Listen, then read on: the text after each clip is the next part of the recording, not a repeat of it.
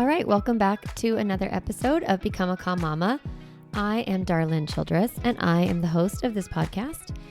And I talk a lot about parenting in here, right? Because it's a parenting podcast. But one of the things that I teach you in one of the major concepts that I try to help you understand is that misbehavior is not an emergency. Right? And the reason I teach that to you is because I really want you to get to a place where your child is misbehaving and you don't feel activated by that misbehavior. That's obviously the idyllic goal. You're a human being. You're going to have thoughts and feelings about your circumstances because that's just what it is. But when you're thinking that misbehavior is an emergency, then your stress response is going to get activated and you're going to want to deal with it right away because your brain is going to convince you that you're not safe until you get rid of this behavior. So if you're thinking that it's not an emergency, then you're going to be able to calm yourself down and not be so reactive. Now, that's what I call delaying the conversation, delaying the consequence. You're giving yourself time to reset your stress response and not be so reactive. When you react to the behavior from that heightened emergency stress response place, it is going to make it harder for you to either A, show compassion for your kid and help them narrate and name their feelings and help them learn new strategies so they don't misbehave in the first place. And it's going to also make it harder for you to think clearly so that you can set limits or follow through with consequences that actually make sense. What happens when we're in that heightened stress response is that we end up going to threats or bribes in order to get our kid to behave and change their behavior right then and there. So delaying is really good. It's really helpful. But here's the thing is that in that process, your kid is misbehaving and they're not receiving a conversation with you or a correction or, a consequence for a bit of time. There is time in between their behavior and experiencing the consequence. So in the middle of that time, your mind is going to tell you they're getting away with it. And it is going to feel really terrible for you because you're it's almost like the justice thing or the fear that they're not going to learn from their mistakes or they've got to experience the impact right now or they're going to forget or they're not going to, it's not going to matter later, whatever. That instinct, that mindset of they're getting away with it is going to make it really hard for you to delay. So not only is it hard to delay because of our stress response, right? Because our natural reaction to a stressful circumstance is go into fight, flight, freeze, or faint, or fawn, right? So we get activated and, maybe we respond with those threats or that, the bribes or however we show up or that anger, that aggression, the shaming, the criticizing, whatever that behavior is that we do. I'm teaching you not to do that. That's what it means to become calm. But that's already hard. Okay. It's like stopping a train that's already left the station. You're trying to pull that train back, put the brakes on. That's what you're learning, how to put the brakes on your brain. Now, not only do you have your biology that's you're fighting against, but you also have this social pressure that we've all grown up with. Kids have to get caught in order to learn. They have to be given the consequence right then and there. It's like this Pavlovian thing, that Pavlov's dogs, right? That we have to ring the bell and give them the food right then and there. And it's actually just not true that your children won't learn unless they learn it in the moment. The opposite is in fact true, that your kid can't learn something new when they are in a heightened emotional state.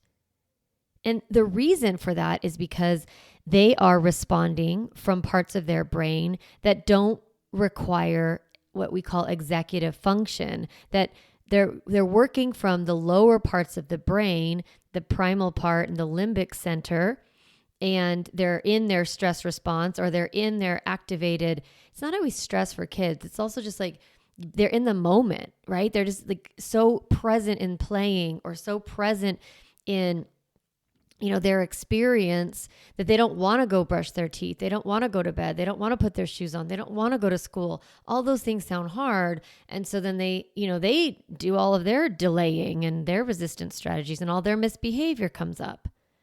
And if you're trying to teach them in that moment, when they are not in their thinking brain, it is going to be it's impossible actually for them to learn, especially if they're in an activated stress response, if they're in what I call a big feeling cycle. Some of you call them meltdowns and temper tantrums and freakouts and all of that, right? So if your child is in one of those, they're definitely not going to be able to learn something. Now, what misbehavior shows us, I'm going fast, so sorry. But what misbehavior shows us, right? If we look at it from a neutral perspective, instead of taking it personally or making it mean something about ourselves and our parenting, or our kid and their character, if we just look at their behavior, we can think of it as like, oh, what skill is missing here?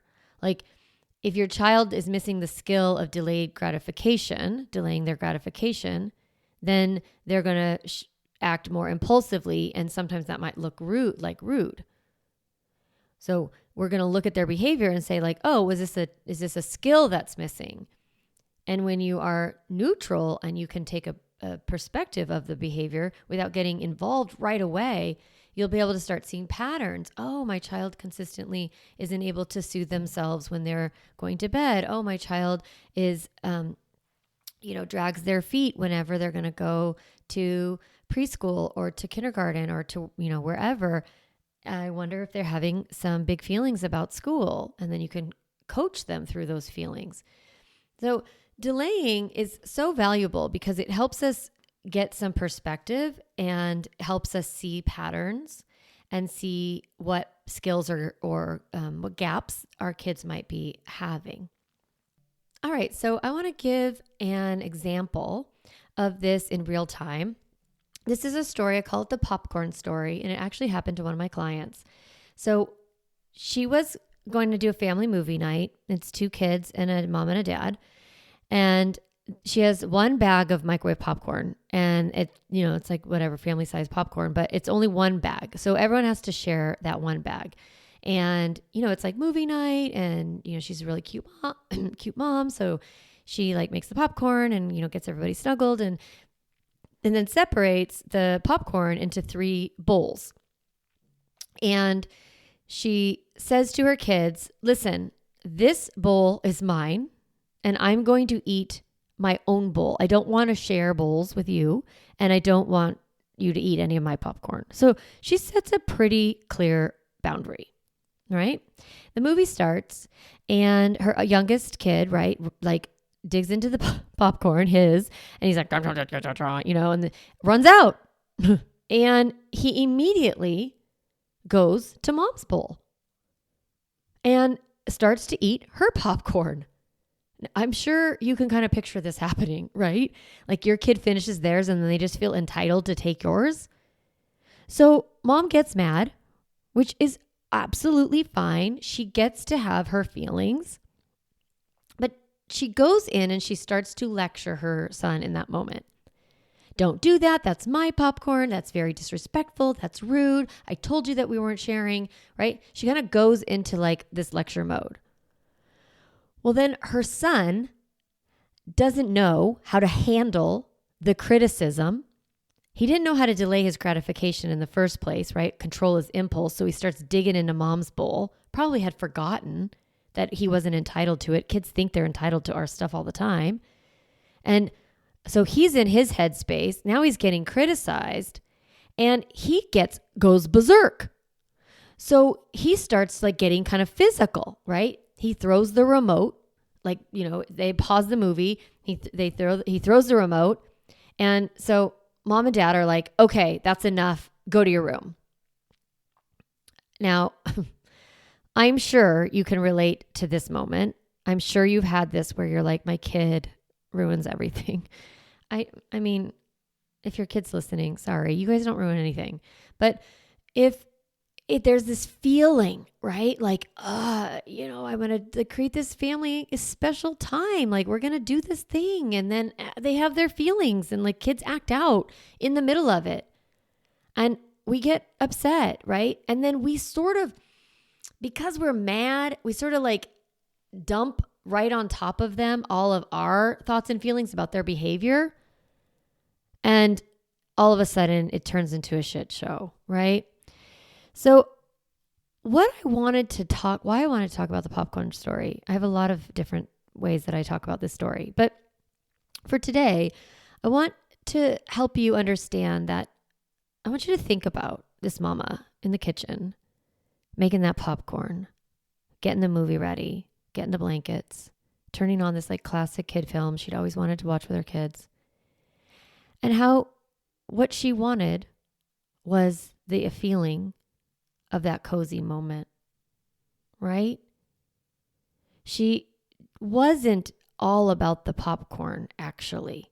She was all about the movie and the warm family experience. The popcorn was just a bonus. It wasn't the actual event. But then when her son took her popcorn, she almost lost her own vision for the night. She like let his behavior get in the way because she looked at that behavior and thought, I got to do something about that. That's not respectful. That's not right. Right? She wanted to discipline him in the moment. She got distracted by the popcorn and his behavior around the popcorn instead of being committed and staying to the thing that she wanted, which was the cozy movie experience. Okay. You are probably thinking, wait a second. How can you just allow her kid to steal her popcorn? That's not nice. That's wrong. I hear you. But here's the thing. In that moment, she had to make a choice. Am I going to teach this popcorn lesson or am I going to be able to sit on the couch with these kids? Now, if she had just like let the popcorn go or said something quiet like, oh, I'm noticing that you're eating all of my popcorn. I'll have to do something about that later, right?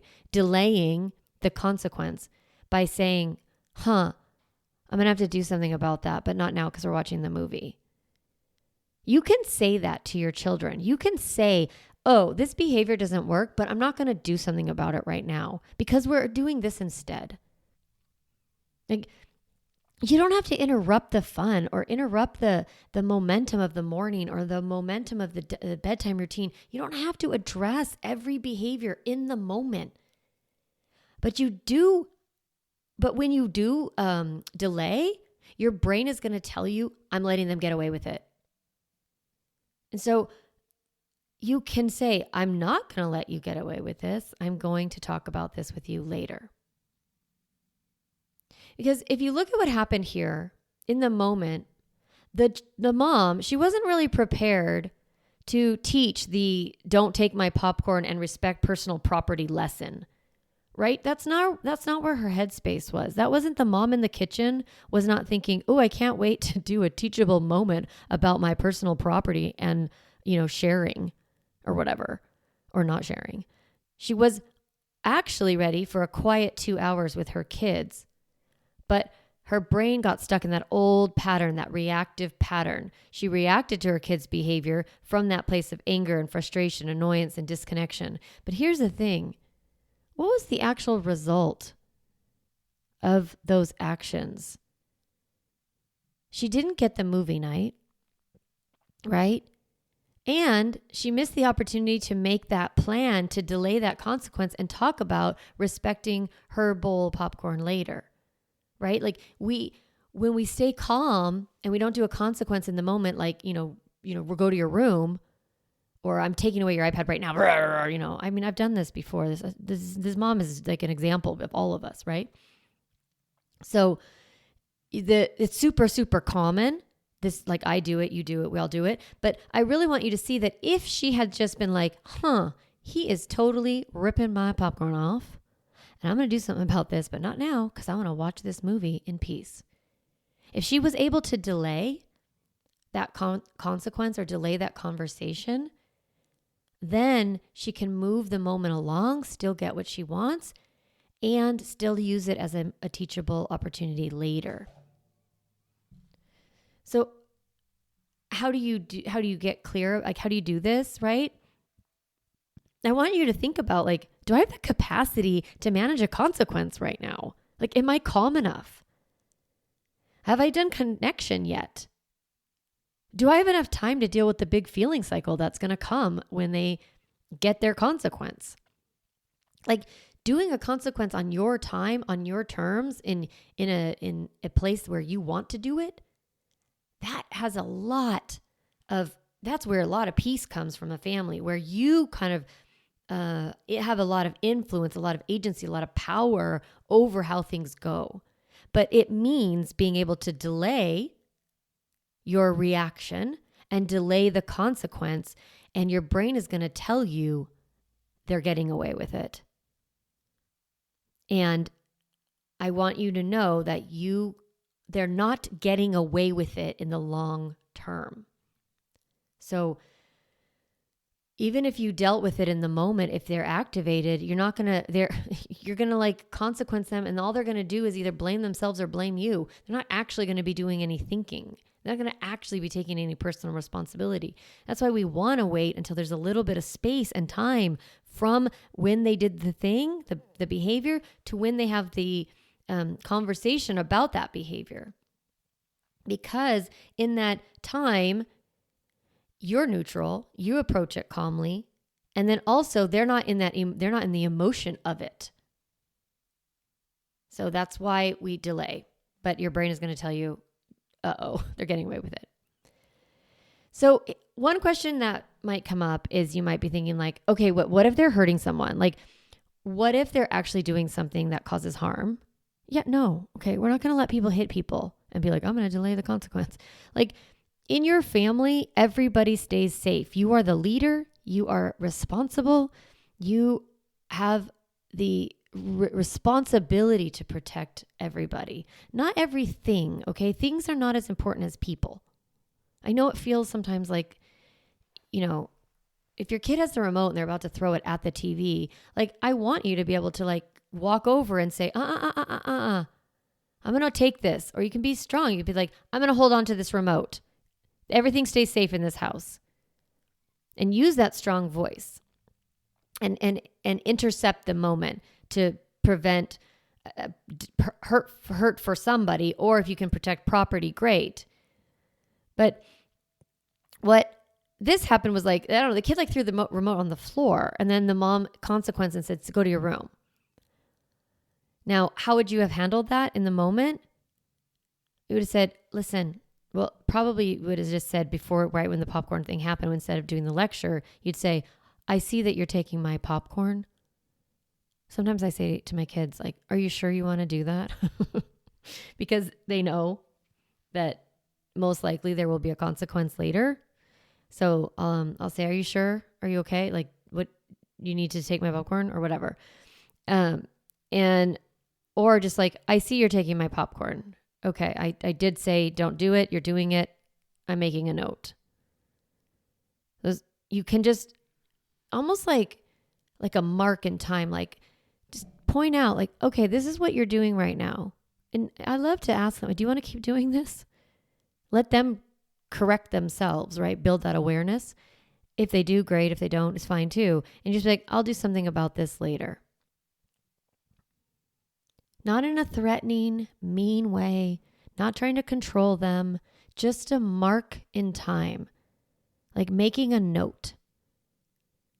When my kids were little, I had to say that a lot, because when they were up to shenanigans, like either like a bit messy or fighting or, being really chaotic, and I couldn't even figure out what was happening, and I didn't know who was the problem, and it's like a mess, and they're yelling or crying, and dinner's like on the stovetop and I just, I'm so overwhelmed. I would just look at them and I'd say, I'm going to do something about all of this, but not now because I'm cooking dinner.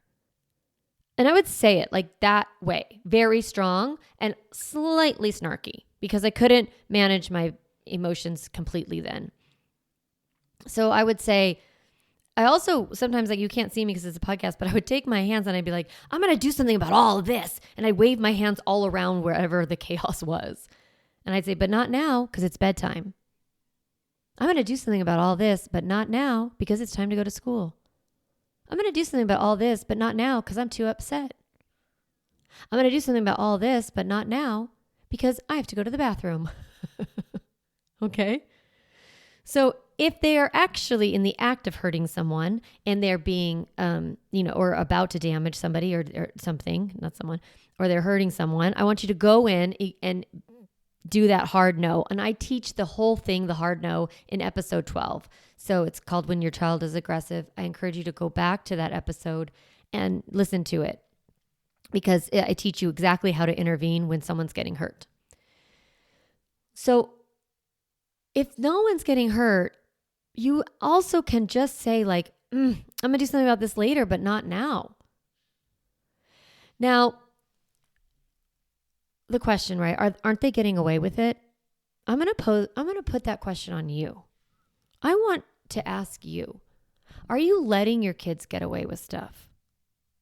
Because the difference between delaying a consequence and avoiding a consequence is that with delay, you actually go back and revisit the incident and follow through with the correction conversation, which I teach in the earlier episodes on correct. So going back and actually talking about the behavior, talking about why it didn't work, using coaching tools like the connection tool, saying like, it makes sense that you would want to take my popcorn. I get it, honey. And it doesn't work. That was mine and you took it. So how are you going to make that up to me? How would you like to make this right? And then brainstorming together how they can repair, but doing it after. Now, a lot of parents, we just avoid it, right? We don't follow up. We sort of do this threat thing in the middle and we kind of say like, I'm going to do something about that, or like, that's not nice, or don't do that. Actually, we just command them, or we're like, you better stop it, or I'm not, iPad tomorrow. We're just using the threat of the consequence to get our kids to comply, which everyone calls listening, but it's really compliance. And like the threat is this short-term form of manipulation where you're trying to activate fear inside of your kid in order to motivate them to listen to you. Because you need their compliance. But if you are not needing their compliance, if you know you can just deal with it later and that there's going to be a consequence later, it can help you calm yourself. If you keep doing threats or you keep doing bribes and you don't go back and follow up on those, your children are not going to listen to you. It's not going to be effective. They're going to stop believing that what you say is true. like, you say you're going to like do something, but you're not. Do not judge yourself. This is so common, because this is why it's common, is because parenting is fucking exhausting. There's too many things going on all the time, and it's too difficult to like always revisit everything. There's just a lot. That's why I teach this thing called Restitution Saturday or Restitution Sunday, where it's like, because of all the things this week, you two, like with my kids, I'd be like, the two of you owe me 1 hour of chores. Here is a list. Get to it. And I would just like tabula rasa, like keep the slate clean from that moment. But they did know like, oh, I have to do all this before we can like go to the birthday party or go to the park or, do the Halloween decorations or like make Play-Doh or whatever the thing is that day. So following up is very, very important. And I know you don't do it because it's tiring. But if you have simple ways that's why we mark the moment where we're like really kind of pinpoint, like, you see this behavior, this one right here, the one where you took my popcorn, that one, I'm going to do something about that. kind of jogs your memory too. Now, when you have a lot of misbehavior going on, you might make notes, but you don't have to. You can just be like, all the things that happened this week, and revisit. The point here is that you revisit. That is the point. So like I said, delaying is a way that calms us in the moment. If we are able to say, like, I'm going to do something about this, either to ourselves quietly or aloud to the children, then it will calm our nervous system. We will be able to get over that thought they're getting away with it. It's like, maybe you need to be like, well, they're getting away with it for now, like in your own mind. So like I said, I used to say a lot, I'm going to do something about this. And when I was first practicing calm, not because of their age, but because of my own emotional regulation, I had to say it out loud. I had to say out loud, I am going to do something about this, but not now. Now I can think it in my mind. The thinking that helps me stay calm. It's like a hack. It's like a stress response hack. It's teaching yourself this isn't an emergency. It's also teaching yourself, I've got this. I'll figure this out. It's not a problem. I use this still all the time. Like if they're late for curfew, my kids, if they have bad grades, if I notice an undone chore, if I hear swearing, raging at the computer when they're playing video games, if they forget or lose something, if they're rude, if I find out about sneaky sweets or sneaky screens, if I get a text from another mom about their behavior, if they're arguing, I calm myself by saying, I'm going to do something about this. And then I actually follow through and do something. And because my kids have a history of me following through and them experiencing the impacts of their behavior, I don't have to say much. I can just kind of look at them and be like, are you sure you want to do that? And they're like, okay, no, I'm sorry. It's fine. But it's not like, I'm sorry, I'm afraid. It's like, I'm sorry, I lost myself for a second there. And they are able to check back in. This is not because they're teenagers. This has been going on for years and years and years. Even at 5 or 6, I could say, are you sure? And they, oh, I'm doing it. Or if I said, I'm going to do something about this. Okay, I'm going to do it. Oh, I wanted to say, sometimes some kids get a lot of anxiety when you say, I'm going to do something about this. So if that's the case, don't say it out loud. You just have to learn to calm yourself without saying it out loud. Because then they'll start to be like, what's going to be the consequence? And then you have a whole nother thing that you're trying to set a limit around. So the takeaway from this podcast episode is it's okay for your kids to get away with it for a short time. That it's okay to delay a consequence, that you don't need to respond to every behavior or really most behaviors in the moment. Misbehavior is not an emergency. The more you learn to delay, to pause and delay, that's the whole pause break. Pause, delay, reset. Then you're going to be able to handle all the situations that come up with way more calm. When I say I want you to feel not stressed by misbehavior, this is what I'm talking about. It's like maybe feelings come up, but you're able to move through them quickly. And one of the tools is delay. Delaying the consequence, delaying the conversation, delaying your interaction, giving yourself the gift of time. I always say you always have permission to pause. And this is another example of that. All right. I hope you have loved this episode. And what do I want to tell you? Oh, I want to tell you that on March 8th, I am hosting a little workshop called the Emotional Health Checkup. So you know how you go to the doctor and you get a checkup and they do these screenings and they kind of screen your kids to see all the benchmarks? Well, we're going to do that as an emotional health checkup. So I have a screening sheet that I'm going to give to you, and that you're going to go through the checklist and see where your family is falling in your emotional health journey. And it'll be self-evaluation. You don't have to tell me where you're at, but it'll be a really cool event. I'm going to walk you through the 5, core traits of a healthy kid or a healthy family, and then you're going to be able to see where you're at with that. So that's free. It's March 8th. I believe it's at 9 a.m. Pacific, and you can register directly on my website, I think. I'm not sure, but look in the show notes. And if you're not sure, find me on Instagram at Darlin Childress. Message me. I'll tell you how to register. You really need to be on my email list to register, actually. I think that's what it is. It's like you get an email and then you click on that and then it sends you to the Zoom register. But I'll put it on IG and I will put it in the list here. So it's March 8th, 9 a.m. Pacific, 12 p.m. Eastern, the emotional health checklist. All right, everybody. I hope you have a fantastic week and I will see you next time. Don't forget, you always have permission to delay. Hey mama, if you enjoyed this podcast episode, I want to encourage you to do two things. The first is go to my website, calmmamacoaching.com, and get a copy of the Stop Yelling cheat sheet. You'll get a step-by-step breakdown of the most important tool I teach, which is the pause break. And you'll also get 40 ideas to reset your body and balance your nervous system so you don't have to yell at your kids.